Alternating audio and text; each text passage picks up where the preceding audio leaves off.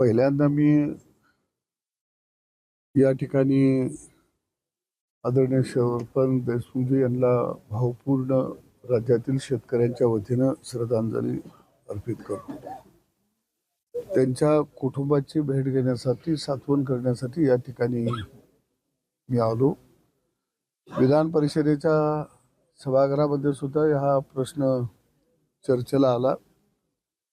निश्चितच जी हत्या झालेली आहे ही मानवतेला काळिमा फासणारी हत्या आहे असं म्हटलं तर वावगं ठरणार नाही.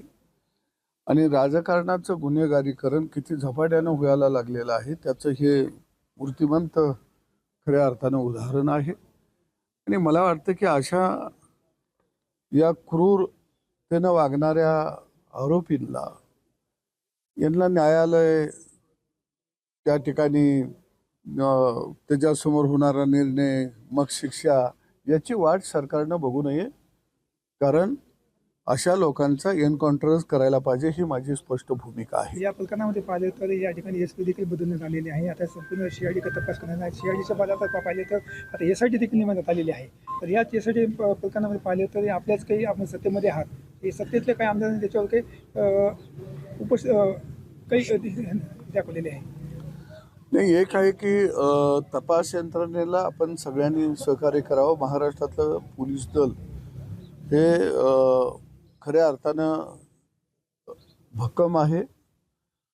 तपासाच्या दृष्टिकोनातून जर पोलीस दलाचा जर लौकिक बघितला तर त्यांना जर आपण मोकळीक दिली तर ते मूळ तळापर्यंत किती कुणाचे हात लांब असले तरी ते शोधून काढल्याशिवाय, खणून काढल्याशिवाय राहत नाहीत. हा आपल्या पोलीस दलाचा इतिहास आहे. परंतु मला वाटतं की या सगळ्या प्रकरणामध्ये मास्टर माइंडपर्यंत जाणं सुद्धा अत्यंत गरजेचं आहे. आणि दुसऱ्या बाजूला त्यांच्या जवळचे, नात्यागोत्यातले लोक, कुटुंबातले लोक यांना सुद्धा ताब्यात घेणं आता अत्यंत गरजेचं आहे. त्याशिवाय निश्चितपणानं हे पाणी कुठंपर्यंत मुरतया आणि कुठंपर्यंत वाहतया हे निश्चितपणानं समजणार नाही. आणि जे फाळकूट दादा आहेत, कारण हे 8-10 लोकांचं कृत्य नाही आहे, यांचं धाडस एवढं होतं याचा अर्थ हे सराईत दादा आहेत. आणि हे सराईत दादा सगळे हुडकून काढावे लागतील. पोलीस लिस्टवरती प्रत्येक पोलीस स्टेशनला आपल्या हद्दीमध्ये कोण कोण फाळकूट दादा आणि सराईत दादा याची लिस्ट आहे.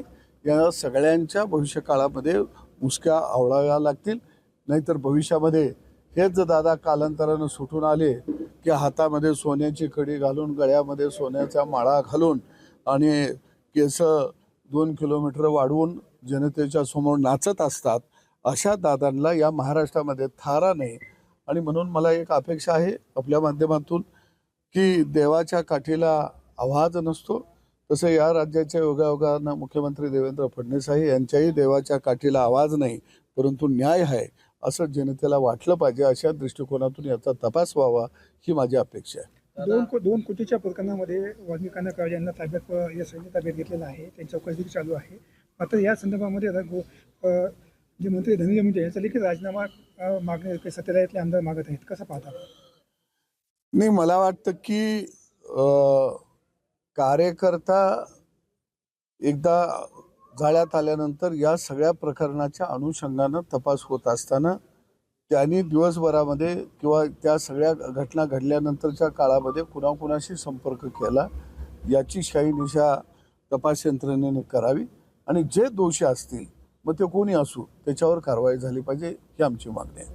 त्यांच्या राजीनाम्याची मागणी केली जाते त्यांची, धनंजय मुंडे राजीनामा द्यावा. नाही, मी काय म्हटलं की तपास यंत्रणेचा जोपर्यंत तपास पूर्ण होत नाही आणि चित्र स्पष्ट होत नाही तोपर्यंत कोण काय मागत आहे हे महत्त्वाचं नाही. ह्याच्यामध्ये मुख्य दुवा कोण आहे याचा शोध लागणं अत्यंत गरजेचं आहे. दादा, या कुटुंबाला न्याय मिळावा यासाठी या गावकऱ्यांना आंदोलन देखील केलेलं आहे आणि वेगवेगळ्या ठिकाणी आता जन आंदोलन उभं राहत आहे. कुठंतरी हे सगळं दुर्दैवी गोष्ट वाटत नाही का आपल्याला? कारण संपूर्ण महाराष्ट्र खऱ्या अर्थानं हादरलेला आहे.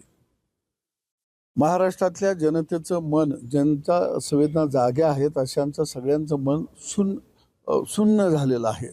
कारण दिवसा ढवळ्या 8-10 लोक येतात आणि गाडीतून एखाद्या समाजसेवकाला ओढून घेऊन जातात आणि तासा 2 तासानं घरी पाठवतो म्हणता म्हणता त्याचं प्रेतच घरी पाठवलं जातं. म्हणजे ही घटना अत्यंत क्रूरतेच्या पलीकडची आहे आणि म्हणून मला वाटतं की माझ्यासारख्या सुद्धा चळवळीतल्या कार्यकर्त्याला याचा प्रचंड संताप येत आहे.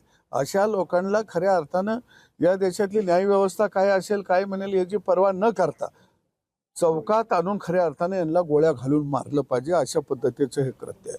परंतु त्यांना कुटुंबांना न्यायासाठी अशी आंदोलन करण्याची वेळ येते, हे दुर्दैव वाटत.